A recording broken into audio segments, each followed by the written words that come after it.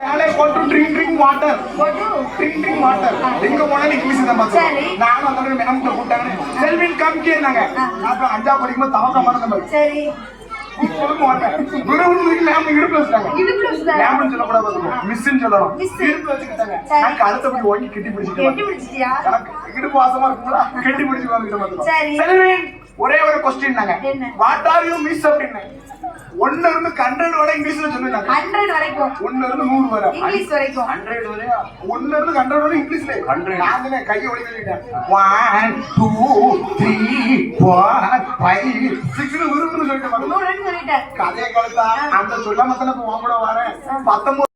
64 கலைகளை தெரிந்து கொண்டானே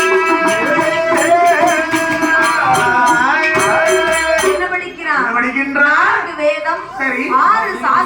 சாஸ்திரம் 11